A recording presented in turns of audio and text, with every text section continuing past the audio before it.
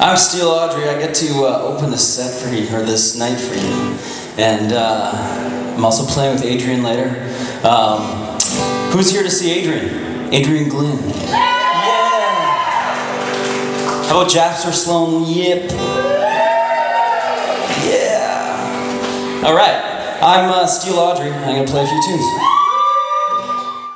I'm here in the studio with Derek Kelly. You can hear him getting his harmonica set up there.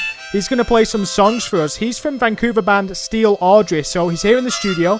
We're going to have a chat with him. He's going to play some songs, and I'm really excited for this. But anyway, here's Derek. When the darkness comes upon me, and my soul shall forever be at rest. So that was Meet My Maker from Derek Keller. Derek's here in the studio with me today for episode 35 of the Music City podcast. My name is Vincent Jones. Derek's going to be here for the rest of the show. We're going to chat, and we're also going to have a few more tunes from him as well. Okay. So I'm here with Derek Keller, and you're a member of Vancouver band Steel Audrey. Yes. So for listeners, you were on episode 2, of course, of the show, but for listeners who didn't catch that show, can you describe your band's style maybe in a sentence or two? Yeah, so I guess roots folk would be, kind of where we started, and as time has gone along, it's become a bit more country, and it's evolving into something more genre based than previous, but yeah, like folk roots kind of thing. Just a solo thing. It's a solo project now, and solo project from now on. For now. So do you think you'll go back to being the band again then? I'd like to hire a band at some point and tour with a band. But for now, it's like, solo touring is just so much easier than hiring a band and paying for an entire band on the road. So right now, what I'm trying to do is just tour solo, gain a fan base in a few different towns across BC and Alberta, and then from there, hopefully establish enough of a following that I can hire a band and bring them on the road with me. Cool. Now, doing the solo thing is nothing new to you because you started out as a solo artist before you were in Steel Audrey anyway, right? Yeah. So it all started out with, my own solo folk music. And so I've been in bands my entire life since high school. And, it started off with a lot of rock music bands and kind of came back to my roots as a, folk country singer. And for sure. my dad loves that about me. Maybe you can talk me through it then, because I know that Steel Audrey, you put out a record, your self-titled record last summer. Yes. And then you were slated to have another record this year. Now, are you still going to be following up on that? Or? Yeah. So I managed to acquire a Factor grant, which is basically a government grant to record a full album. So I've actually been, over Christmas, I did a little orphan Christmas in Vancouver. I have no family there, so I just stayed in Vancouver myself and just wrote music. I locked myself in my house, and you can actually ask all my friends. I just went off the grid. Was it a productive time though? It was. So I went into it hoping to write 35 songs, and I came out of the holidays with 45. Wow, it was insane. That's impressive. Yeah. So 45 songs. How many days over the holidays? Like a week or? Well, so this is like 45 songs over the span of like 4 months. Okay, well that's still an amazing turnout. I mean, 45 songs. Well, and when I say 45 songs, I'm talking like song ideas, general concepts. Like I'm talking like a verse, a chorus, maybe. Well, I was checking out the Steel Audrey website a little earlier on today, and I saw that you had a recent post on there saying that you've got a deadline of May for the record. So that's really putting you under the gun, eh? It really is. So I got an extension. It's now July. Okay, good. There you go. Thank God. Can relax a little bit. A little bit, yeah. So you're playing in Kelowna tonight. I am. Yeah. Have you played here before? I have. I've played. So I'm playing at Streaming Cafe tonight. Mm-hmm. And I've played in Kelowna 3 or 4 times. I've also played another band for Adrian Glynn. So I play lap steel for him. We've played O'Flanagan's. So back at Streaming Cafe. You know Kelowna. I know it. Yeah. So you've played as a solo artist, which you are right now, and also in a band, of course. Yeah. Which do you prefer? That's a really good question. I love both in very different ways. With a band, you have this... it's like this community almost, right? Like, being a solo person, even I'm just talking like in life in general, there's good parts to it, and there's also bad parts. You get lonely, and you don't necessarily have people to bounce ideas off of, right? So, touring solo is exactly the same thing. I find it can be really rewarding, but it's also you don't have that camaraderie of having other people around. Yeah. As a solo artist, and is it challenging to get feedback on your work when you're coming up with like 45 new songs in 4 months? Yeah, that's honestly that is the biggest difference between this album and the last, is that this is very like I said before, I've just holed myself up, and I've just written a bunch of songs, and really I haven't performed them for anyone yet. And so, getting that feedback, like the last album was our first album, right? So those songs are written over a span of 5 years, actually, whereas this one is 5 months. Yeah. Are you apprehensive then to share those songs with people? Is it like, sharing your babies for the first time and hoping people think the pictures are cute? I don't know. Yeah, no, you know what? It's very much like that. It's funny because I have a bunch of friends that have new babies, and they're all very much, they're always like, have you held them yet? Like, hold them. And it's like, okay, I'm doing it more for them than I am for me. I hope they don't listen to this. Yeah, hopefully. Yeah. Well, hopefully they do, but maybe we'll cut that part. Yeah. Exactly. Derek's here in the studio with me, so let's carry on our conversation with Derek. Kind of changed tack now that you've been solo again. So new record coming out, and I know that last fall you went on a bunch of successful Western Canadian tours. Yeah. So is there going to be more touring in the pipeline, or are you just going to kind of consolidate for the next little while? What's the plan for you? Yes, the plan coming up is actually like, obviously recording this album is front of mind, but I'm also trying not to get too focused on that one thing. I'm trying to keep myself busy with shows, and I find I can get very compartmentalized. If I just record, I tend to just get in one vein of, like you tend to, the way that you play music when you're in the studio is very different than when you're playing live. Like, dynamics are very important when you're playing live. So like playing soft and loud at certain parts in a song. Whereas when you're recording, typically you don't want to do that. You want the other instruments to give those dynamics, right? Right. And so I find that based on what I'm doing, I change my playing style. And so I like to keep them both integrated rather than separate. Okay, fair enough.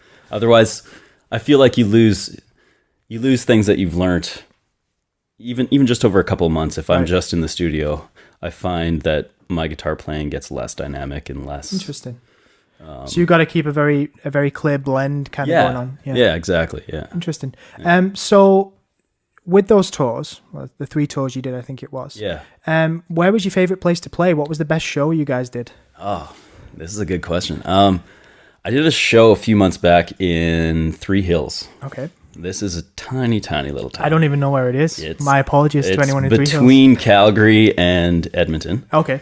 And I've got a friend there who runs the Arts Academy in Three Hills, and he just got me in, and it's just this little theater, and it wasn't even full, but it was a good turnout, and just everyone was really into the music, and I played for 2 hours, and it was just this really intimate crowd that was just really interested in what I had to say. And those are always my favorite shows, where it's just people are there to hear you. And I mean, that might sound selfish, but it's true. Like, I love playing for bars too, but typically in a bar you've got 1 or 2 people listening to a song at a time. Everyone else is talking or doing whatever, which is fine. It's a different thing, right? So the intimate venue is your favorite kind of place to play? Yeah.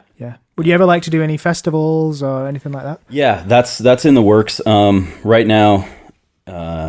Because it's kind of a one-man show, I'm doing all the booking and everything myself, and so festivals are just difficult to get into, and I haven't put any focus into it. But yeah, that's definitely in the works for the next year or so. Next up, we're going to have another song from Mr. Derek Keller, who once again is here in the studio with me for this episode.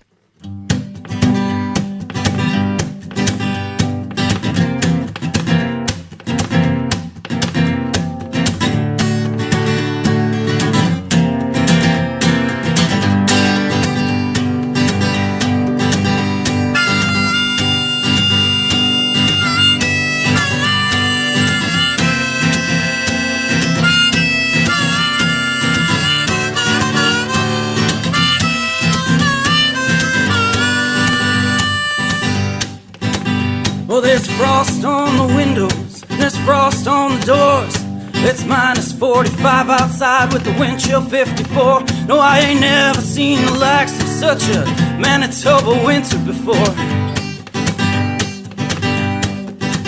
Well, I had to feed the horses, the dogs don't feed themselves. So I dressed up like an Eskimo, though it didn't seem to help. And if Jack Frost is the devil, then Manitoba must be hell. So that was the Manitoba Jack Frost Blues from Derek Keller. Let's get back into the questions here. What piece of work are you most proud of? What song or album? Well, I guess you've only got the one with Steel Audrey. Yeah. On that album, my favorite song is Pocket Watch. Okay. Pocket Watch Patrick. That song was written over a span of 3 years. I had a very difficult time with that song. So it was, once you got that out, it must have been, was it like a relief? No. How did you feel once you'd done it after 3 years? I feel as though that song's not finished yet. Oh, okay. Actually, I feel that way about a lot of my songs. I think that's a very important. I hope most songs are never done. I was going to say, I think truly creative people, usually you work into deadlines and things like that, but I don't think you're ever truly satisfied. And if you come back 6 months, you might go, I'll change this and I'll change that. So nothing's ever kind of done and finished with it. There's always more that could be done. Yeah. And especially with that song, I've actually found myself with this new album. I'm like, I really want that song on the album. And I want it to be totally different. And I want it to be like really country, like just a really country song, which it's not on the last album. And I know it's like a faux pas to put the same song on an album, but I'm just like, I personally like that song, and so I almost want to, you know? Well, I think if it was changed enough, if it was different enough. Different enough, you could get away with that. Yeah. But that's your call, obviously. I'm trying to give you advice on what to have on your album. Yeah. And when I say it's a faux pas, I mean, I can do whatever the hell I want, and no one's going to say anything. That's true. Eric, what's the best compliment you've ever had on your music? Maybe after a show or something? Good question. Actually, I'm gonna take it away from after a show, and I'm gonna say my dad sent me a text message. Or actually, my mom sent me a text message the other day about a new song that's gonna be on the next album. And she said he had come home at lunch hour, and I'd sent it to them, and he'd taken a listen, and I guess he had tears in his eyes. Oh, that's brilliant. Yeah, you know, like stuff like that. And a lot of the songs that I write, like, you know, I write them with a certain audience in mind, and this song is almost like I shouldn't say almost, it's a hymn. And so, you know, like I grew up in a tiny little Christian town in southern Manitoba. You grew up on a farm, didn't you? I did, yeah. And so this song is very much it's reminiscent of my childhood, and it's very I guess it's full on, like, it's a Christian song, really, you know, and it's just interesting to those kind of reactions are exactly like, that's why I write music, you know, like that's why everyone does it, right? That's brilliant. So let's talk about your roots a little bit.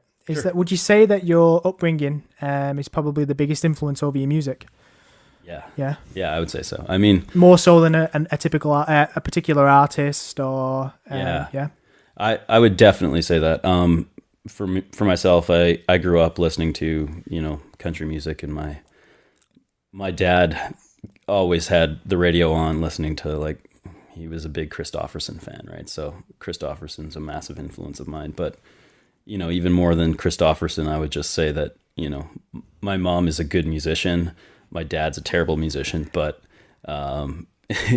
he has a love for music that is unparalleled to most people, and so, like, that combination is definitely I would say, what's been my biggest influence. And I don't think there's such a thing as tone deaf. I think it's just, I couldn't sing on key when I was 14, not for the life of me.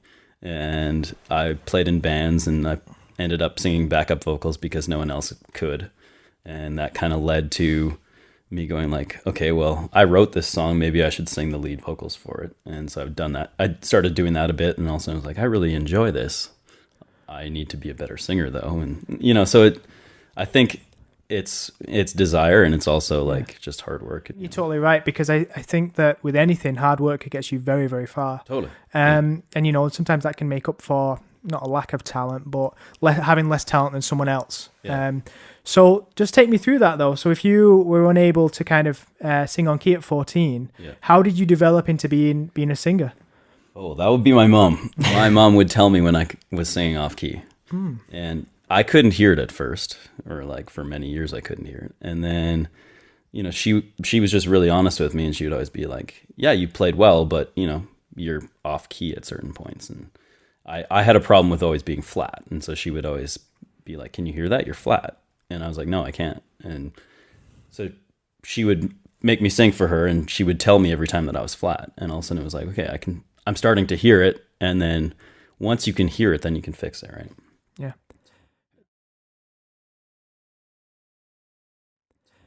It's pretty clear that you have a strong relationship with your parents. Yeah, I do, yeah. That's brilliant.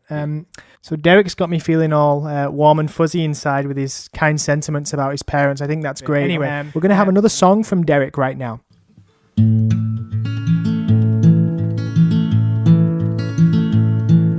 I found myself walking the streets of another city that I didn't know. I was tired and hungry and cross as a sailor, and I needed to get out of the cold. I spotted a place called Old Edith's Saloon, where she poured me a bitter stout. She said, boy, that'll give you hair in all the right places. She offered a smile. I gave her a frown. I said I wasn't looking for company, and that my wallet was nearer to dry.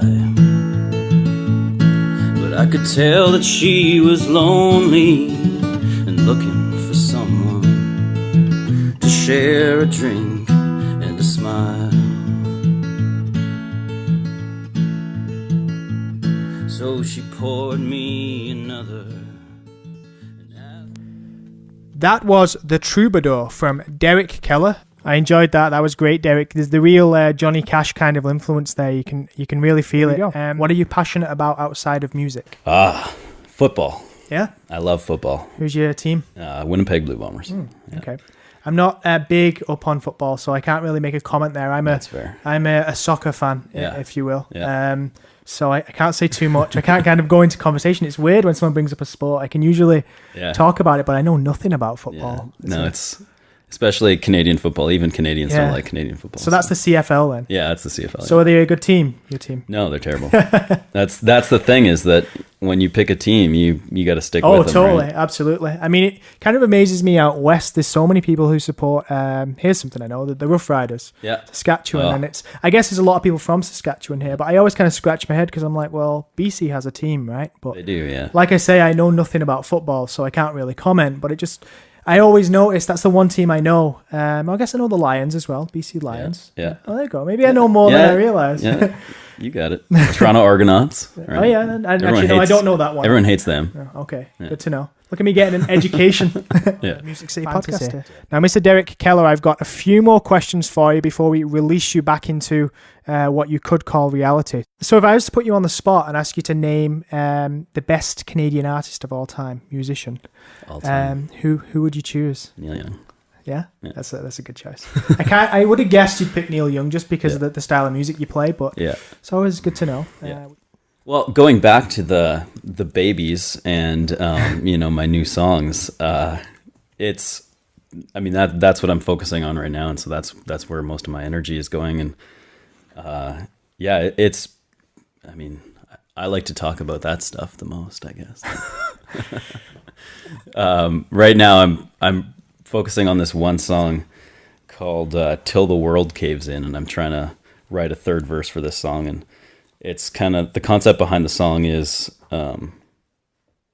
that basically if you have love, you can do anything, right? So love in your heart is kind of the idea behind it. And typically I write a lot of negative lyrics, and so I'm actually finding this album is kind of going in a different direction, and I'm a lot more hopeful, but also kind of angry in some ways. Like, I've got this one song on the album that's going to be almost not really a protest song, but more of a, like a kick-ass song. Like, if you feel a certain way, do something about it, right? Mm-hmm. So this album's going to be a lot more positive, which is an interesting spin for me, I think. Well, that is interesting because, and I have my own feelings on this, but let's throw it to you. Do you find it easier to write from a place of maybe negativity or, let's say, despair versus a place of intense joy or happiness? Definitely. Yeah. I mean, I think that's the case for most people, I think. I think so too.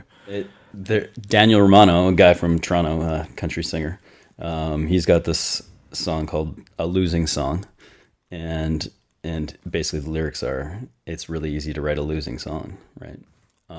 And I think that's totally true. Like, it's very easy to write a sad song as opposed to like a good happy song. There's not a lot of good happy songs, and quite often they can come across as cheesy and all that kind of stuff, right? So it's harder for sure.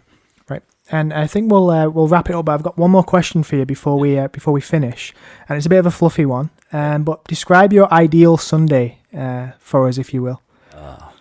Okay. From the moment you get up, what you have for breakfast? Yeah. I don't have breakfast. I have coffee. Coffee is breakfast. Black coffee. Black coffee. Good call. Good call. As my father would say, don't ruin it. I would wake up, have a cup of coffee, probably sit down with my guitar, just play a little bit, just let whatever come. If that means writing a new song, great. If not, that means like playing through some old songs or practicing a bit. Usually I just let it flow. Whatever happens, And then this is what I used to do as a kid, is the sun used to shine into our living room window, and my dad and I would lie down in the sun and just like have a nap in the sunshine. That's awesome. Like a cat. Like a cat. Yeah. And then watch NFL football all day. I knew football was going to come into it on a Sunday. Yeah. That's brilliant. Yeah. Well, thank you very much for your time, Derek. I appreciate it. And good luck with everything and figuring out your next little phase here. I'm sure everything's going to go great for you, though. Thank you. Thank you for having me. So that, once again, was Derek Keller. What a great guy. I just want to thank him for his time. Really appreciate him joining us here in the studio, playing brand new tracks for us.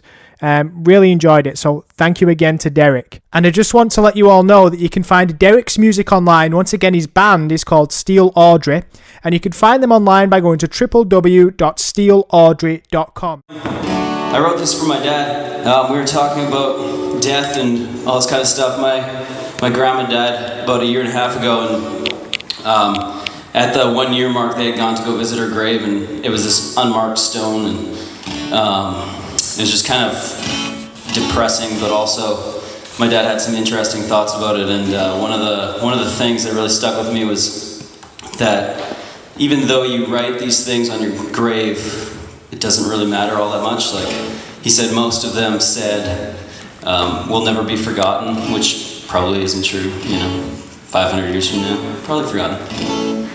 That kind of thing. So I wrote this song called "Back to the Earth."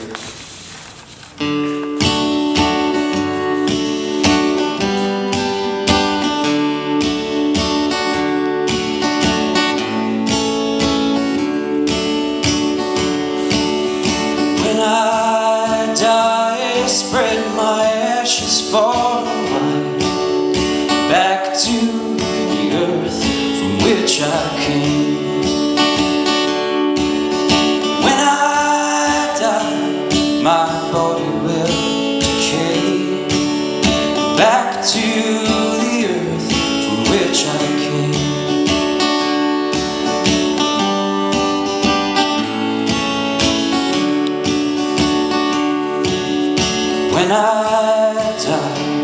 won't you lay me low? Pray to the Lord for to save my soul. Or my ghost may wander and toil in vain. Let me rest in the earth from which I came.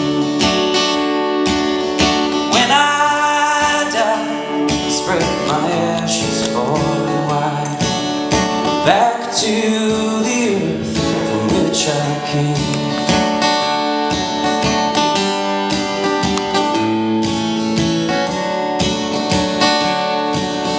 When I die, won't you sink me down 'neath the muddy river on the skirts of town? Let that peaceful current carry me home to a grave forever unknown.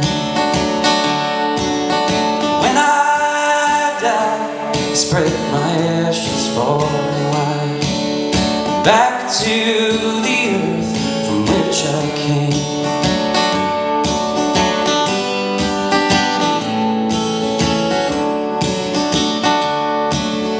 When I die, don't you write on my stone a sentiment left for the rain. But if you must, won't you keep it plain? I've gone back to the earth from which I came. When I die, spread my ashes far and wide, back to the earth from which I came. When I die, my body will decay, back to the earth from which I came. Let me rest in the earth from which I came.